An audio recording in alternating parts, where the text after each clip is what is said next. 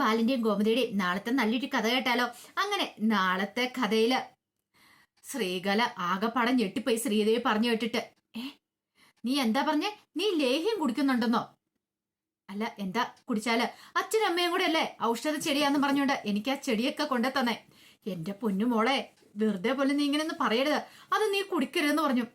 കുടിക്കരുതെന്നോ? അതെന്താമ്മ അങ്ങനെ പറഞ്ഞേ? എന്റെ മോളെ, അത് നിന്റെ അച്ഛൻ എവിടുന്നൊക്കെയോ പറിച്ചോടുന്ന കുറെ കാട്ടുചെടികളാ. അത് ഔഷധമാണ് എന്തോന്നൊക്കെ ആർക്കറിയാം. അത് മാത്രല്ല, അതൊക്കെ കുറെ കളർ ചെയ്തിട്ടുണ്ട്. ഇത് കേട്ടതും ശ്രീദേവി പറഞ്ഞു, ഓഹോ, അപ്പം നിങ്ങൾ എന്നെ കൊല്ലാൻ വേണ്ടിയായിരുന്നല്ലേന്ന് ചോദിച്ചു. എന്റെ മോളെ, നീ കുടിക്കുമെന്ന് ഞങ്ങൾക്കറിയായിരുന്നോ? ദൈവമേ, നിന്റെ വയറ്റിൽ കിടക്കുന്ന കുഞ്ഞിന് എന്തേലും സംഭവിച്ചു പോയിട്ടുണ്ടെങ്കിൽ. അത് കേട്ടപ്പം ശ്രീദേവി പറഞ്ഞു, ഒരു കാര്യം ഞാൻ പറഞ്ഞേക്കാം. ഇനി ഇങ്ങനെ ഊടായിപ്പോയിട്ട് ഇങ്ങോട്ടേക്ക് വന്നാണ്ടല്ലോ, ഇതെങ്ങാനും ആനന്ദേട്ടൻ അറിഞ്ഞാൽ അതോടുകൂടി തീർന്നു. നിങ്ങൾ അവിടെ വന്ന് തീർക്കൂന്ന് പറഞ്ഞു. മോളെ, ദൈവത്തെ താഴെ പറയരുത്. നിനക്ക് ഇനിയിപ്പോ ആ ഗോമതി എങ്ങാനും ലേഹ്യമാക്കി ഉണ്ടാക്കി തന്നിട്ടുണ്ടെങ്കിൽ നീ കുടിക്കാണ്ട് പോവരുതെന്ന് പറഞ്ഞു. നല്ല കഥയായി. ഇതേ മിക്കവാറും അമ്മ ഏതൊക്കെ ഇപ്പൊ തയ്യാറാക്കി കാണുമെന്ന് പറഞ്ഞു. എന്റെ മോളെ, ചതിക്കരുത്. നീ അത് കുടിക്കുമൊന്നും വേണ്ട. നീ എന്തേലും ഒരു കാരണം പറഞ്ഞ് അത് കുടിക്കാതിരിക്കണം എന്നൊക്കെ പറഞ്ഞു. അങ്ങനെ കോള് കട്ട് ചെയ്ത് കഴിഞ്ഞപ്പോഴത്തേനും ഉദയഭാനു ചോദിച്ചു, എന്താടീന്ന് ചോദിക്കുക. എന്താവാനായിട്ട്? നിങ്ങളോട് അപ്പോഴും ഞാൻ പറഞ്ഞല്ലേ മനുഷ്യ, അതും പൊക്കി പിടിച്ചോണ്ട് അങ്ങോട്ട് പോവണ്ടാന്ന്. നമ്മുടെ മോളെങ്ങാനും അത് കുടിച്ചായിരുന്നെങ്കിൽ ആകെപ്പാടെ പ്രശ്നമായി പോയനം. അവളത് കുടിച്ചിട്ട് ഹോസ്പിറ്റലിൽ എങ്ങാനും ആയായിരുന്നെങ്കിലോ, അവളുടെ വയറ്റിൽ കിടക്കുന്ന കുഞ്ഞു പോയായിരുന്നെങ്കിൽ ഈ പറയുന്ന ബാലനും ആനന്ദും ഒക്കെ നമ്മളെ വെറുതെ വിടുവോ? നമ്മളെ വെട്ടി നുറുക്കൂന്ന് പറഞ്ഞു. ഉദയഭാനു പറഞ്ഞു, എടി നീ അല്ലേ പറഞ്ഞത് ഇവിടെ വന്നു കഴിയുമ്പോ അവളോട് കാര്യങ്ങളൊക്കെ വിളിച്ചു പറയാന്ന്, അത് കുടിക്കരുതെന്ന്. എന്റെ മനുഷ്യ, നിങ്ങൾ പറയാന്ന് പറഞ്ഞോണ്ടല്ലേ ഞാൻ കരുതി നിങ്ങൾ പറഞ്ഞു കാണുമായിരിക്കുമെന്ന്. ഞാൻ പറഞ്ഞില്ല.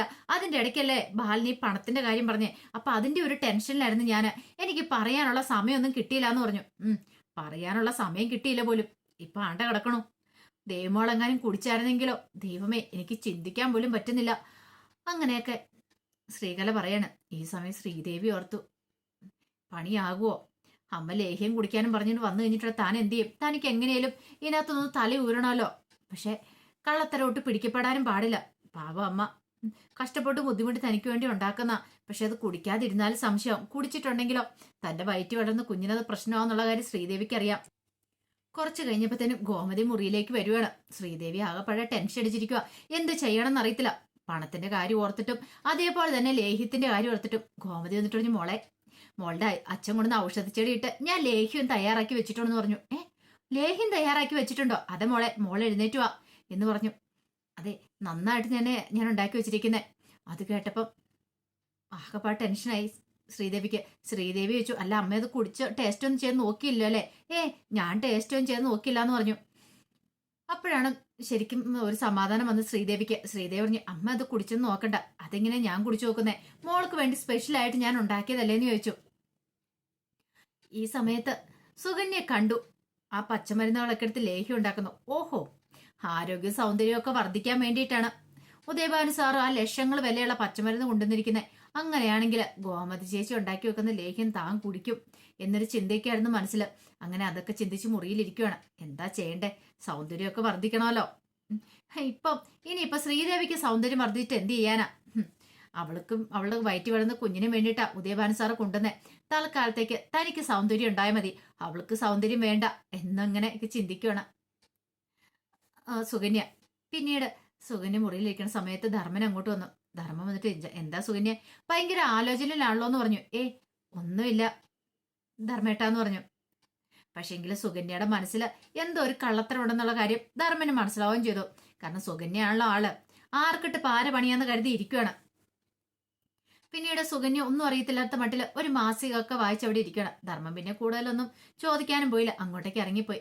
ആ സമയത്ത് സുകന്യ നേരെ അടുക്കളയിലേക്കുന്നു. അപ്പം ലേഹ്യമൊക്കെ ഉണ്ടാക്കി അതൊക്കെ തണുക്കാനായിട്ട് മാറ്റി വെച്ചിട്ട് കോമതി അങ്ങോട്ട് പോകുന്നേ. ആ സമയം സുകന്യ പാത്തും പതുങ്ങി കള്ളപ്പൂച്ചയെ പോലെ അടുക്കളയിലേക്ക് ചെല്ലുവേണം. ആരെങ്കിലും നോക്കുന്നുണ്ടോ നോക്കി. ഇല്ല. ആ തക്കത്തിന് ലേഹ്യം കയ്യിലെടുത്തു. സൂപ്പറായിട്ടുണ്ട്, ഇത് കുടിക്കും. ആരെങ്കിലും വന്ന് ചോദിച്ചാലോ? തനിക്കൊന്നും അറിയത്തില്ലായിരുന്നു, താൻ എടുത്തു കുടിച്ചു, അത്രേ ഉള്ളൂ. അങ്ങനെ സന്തോഷത്തോട് കൂടിയിട്ട് സുകന്യ ലേഹ്യം കുടിക്കാനായിട്ട് തുടങ്ങി. ആ സമയത്ത് കോമതി ശ്രീദേവിയോട് പറഞ്ഞു, മോളെ ദേവി, നീ എഴുന്നേറ്റ് വാ, ആ ലേഹ്യം കുടിക്കാന്ന് പറയണ. അല്ലമ്മേ, അത് വേണ്ട, എനിക്ക് പിന്നെ മതിയെന്ന് പറയണ. മോൾ അത് പറഞ്ഞിട്ട് കാര്യമില്ല, ഇത് ചെറിയ ചൂടോടെ കുടിക്കണമെന്ന് പറഞ്ഞു. ദേവിക്ക് എന്ത് ചെയ്യണമെന്ന് അറിയത്തില്ലാത്തൊരവസ്ഥയപ്പോ ഒടുവിലെ ദേവി ശ്രീദേവിയോടൊപ്പം വരുവാണ്. ഇനി അമ്മയോട് എന്തെങ്കിലും കള്ളത്തരം പറഞ്ഞ് അതെങ്ങനെയും കളയാന്നൊരു ചിന്തയോടുകൂടി അങ്ങനെ വരുമ്പോഴാണ് ആ കാഴ്ച കാണുന്നേ. സുകന്യ അവിടെ നിന്ന് ലേഹ്യം കുടിച്ചോണ്ടിരിക്കുകയാണ്. അപ്പോഴേക്കും ഗോമതിച്ചു സുകന്യെ, "ഏ, ഇത് ഞാൻ ദേവമോൾക്ക് ഉണ്ടാക്കി വെച്ച ലേഹ്യമാണ്." "അതേ ചേച്ചി, ഇവിടെ ഇരുന്ന ഞാൻ എടുത്ത് കുടിച്ചു." "ഏ, നീ എടുത്ത് കുടിച്ചോ?" "അതെ, ഇവിടെ ഇരിക്കുന്ന കണ്ടപ്പം ഞാൻ എടുത്ത് കുടിച്ചാ നല്ല രുചിയുണ്ട്. 2 സ്പൂണും കുടിക്കാന്ന് ഓർത്ത് കുടിച്ചാ. പക്ഷേങ്കിലേ ഒന്ന് ടേസ്റ്റ് ചെയ്ത് നോക്കിയപ്പോ നല്ല രുചിയുള്ളതുകൊണ്ട് ഞാനിത് മൊത്തം കുടിച്ചെന്ന് പറയണം." "ദൈവമേ" എന്നും പറഞ്ഞുകൊണ്ട് ശ്രീദേവി തലേ കൈ വെക്കുവാണ്. ഇനി എന്താ സംഭവിക്കാൻ പോകുന്ന അറിയില്ല. അപ്പോഴേക്കും കോമതി ചോദിച്ചു, "എന്ത് പരിപാടി സുഗനെ നീ കാണിച്ചേ? ഇത് ദേവമോൾക്ക് വേണ്ടി വെച്ചല്ലായിരുന്നോ?" അത് കേട്ടോണ്ടാണ് മീനാക്ഷി അങ്ങോട്ട് വരുന്നത്. മീനാക്ഷി വെച്ചിട്ട്, "എന്താമ്മേ?" "അതെ, ദേവമോൾക്ക് വേണ്ടിട്ട് ഞാൻ സൂപ്പ് ഉണ്ടാക്കി വെച്ചാ അത് സുകന്യ എടുത്ത് കുടിച്ചെന്ന് പറയണം." സുകന്യ പറഞ്ഞു, "ഓ, അതിപ്പം എനിക്കറിയാമായിരുന്നോ? ഇനിയിപ്പം ഞാൻ കുടിച്ചാലും സാരമില്ല ഗോമതി ചേച്ചി. നല്ല ആരോഗ്യമൊക്കെ ഉണ്ടാവാൻ വേണ്ടിയിട്ടല്ലേ ഈ ലേഹ്യം ഉണ്ടാക്കിയിരിക്കുന്നത്. ഇപ്പൊ എനിക്കും കുറച്ച് ആരോഗ്യമൊക്കെ ഉണ്ടാകട്ടേന്നേ" എന്ന് പറഞ്ഞു. കോമതിക്ക് നല്ല ദേഷ്യ സങ്കടമായി. പക്ഷെ എന്തെങ്കിലും പറയാൻ പറ്റുമോ? വലിയ ആളും കളിച്ച് അങ്ങനെ മുറിയിലേക്ക് പോവാണ് സുകന്യ. ഒരിത്തിരി സമയം കഴിഞ്ഞ് കഴിഞ്ഞപ്പോഴത്തേനും സുകന്യക്ക് ഇരിക്കാനും മേല നിൽക്കാനും മേലാത്തൊരവസ്ഥ. വയറാകെ പുകയുവാണോ കത്തുവാണോ ചൊറിയുവാണോ വല്ലാത്തൊരു വെപ്രാളം. സുകന്യ മുറിയിൽ ഇരുന്ന് നോക്കി കിടന്നു നോക്കി, ഒരു രക്ഷയില്ല. അവസാനം സുകന്യ മുറിയിൽ നിന്നിറങ്ങി പുറത്തേക്ക് ഇറങ്ങി ഓടുവാണ്. ഈ കാഴ്ച കണ്ടുകൊണ്ട് ശ്രീദേവി അങ്ങോട്ട് വരുന്നത്. ശ്രീദേവി വന്നിട്ട് ചോദിച്ചു, "എന്താ സുകന്യേച്ചി, എന്ത് പറ്റിയെന്ന് ചോദിച്ചു. മിണ്ടാതെ പൊയ്ക്കോ അവിടുന്ന്, എനിക്ക് ആ പട വയറൊക്കെ കത്തിക്കളവെന്ന് പറഞ്ഞു."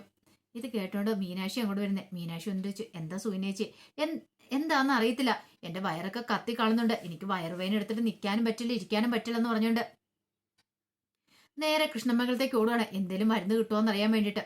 ആ പോക്ക് കണ്ടിച്ചപ്പോ ശ്രീദേവി പറഞ്ഞു, "അതെ, എന്റെ ലേഹ്യം എടുത്ത് കുടിച്ചായിരുന്നല്ലോ സുകന്യേച്ചി. ഇനിയിപ്പം സുകന്യേച്ചിക്ക് അത് വയറ്റി പിടിച്ചില്ലാന്ന് തോന്നിയെന്ന് പറഞ്ഞു." അത് കേട്ടത് മീനാക്ഷി ചിരിക്കുകയാണ്. മീനാക്ഷിയുടെ ചിരി കണ്ടു കഴിഞ്ഞപ്പം ശ്രീദേവി ചോദിച്ചു, "എന്താ മീനാക്ഷി?"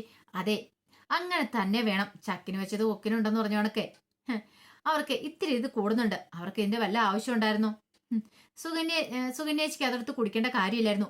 മീനാക്ഷി ചേച്ചിക്ക് വേണ്ടി അല്ല, ശ്രീദേവേച്ചിക്ക് വേണ്ടിയിട്ട് ശ്രീദേവിച്ചിര അച്ഛൻ കൊണ്ടുവന്ന ഔഷധ ചെടികളല്ലേ, അതിട്ട് ഉള്ള ലേഹ്യം അങ്ങനെ ഒന്നും സുകന്യേച്ചിക്ക് കുടിക്കേണ്ട ഒരു കാര്യമില്ലായിരുന്നു. അനുഭവിക്കട്ടെ എന്ന് പറഞ്ഞു."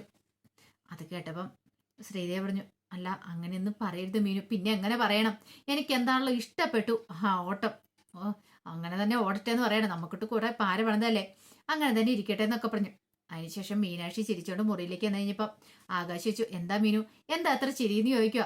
"അതെ, സുകന്യേച്ചിക്ക് നല്ല ഇടിവെട്ട് പണി തന്നെ കിട്ടിയിട്ടുണ്ടെന്ന് പറഞ്ഞു." "ഇടിവെട്ട് പണിയോ? അതെന്താ?"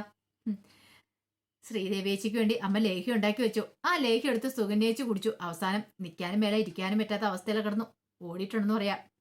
ആകാശ് പറഞ്ഞു, "ഞാൻ അവർക്കൊട്ടൊരു പണി കൊടുക്കണമെന്ന് ഞാൻ കുറച്ച് നാളെ ആഗ്രഹിക്കുന്നത്. അല്ലെങ്കിലും നമുക്ക് കിട്ടൊക്കെ തക്കം കിട്ടിയ പണി തരുന്നതല്ലേ, അവർക്കൊട്ടും ഇടയ്ക്കിടയ്ക്കൊക്കെ ഒരു പണി തല്ലാന്ന് പറഞ്ഞു." അതുകൂടെ കേട്ട് കഴിഞ്ഞപ്പം മീനാക്ഷി പറഞ്ഞു, "അത് ശരിയാ. അല്ലെങ്കിൽ തന്നെ ഇത്തിരി അഹങ്കാരം കൂടുതലുണ്ട് സുകന്യേച്ചിക്ക്. എന്തായാലും അതിന്റെ കേട് മാറിയും തോന്നി. ഓടുന്ന ഓട്ടം ഒന്ന് കാണണ്ടായിരുന്നു എന്റെ ആകാശം" എന്നും പറഞ്ഞുകൊണ്ട് മീനാക്ഷി അവിടെ നിന്ന് വാവിട്ടെന്ന് ചിരിക്കുകയാണ്. സന്തോഷം സഹിക്കാൻ പറ്റുന്നുണ്ടായിരുന്നില്ല. ഇടയ്ക്കൊരു പണി കിട്ടുന്ന നല്ലതാണല്ലോ സുകന്യക്ക്. എന്താണെങ്കിലും സുകന്യ കട്ട് കുടിക്കാൻ പോയിട്ട് നല്ല ഇടിവെട്ട് പണി തന്നെയാണ് സുകന്യക്ക് കിട്ടുന്നത്. അപ്പൊ അതിന്റെ വിശേഷങ്ങളൊക്കെ നമ്മൾ കാണാൻ പോകുന്നത്. ആ വിശേഷങ്ങൾക്കായി നമുക്ക് എല്ലാവർക്കും കാത്തിരിക്കാട്ടോ. ഒരിക്കൽ കൂടി എല്ലാവർക്കും ശുഭരാത്രി നേർന്നുകൊണ്ട് നിർത്തുന്നു.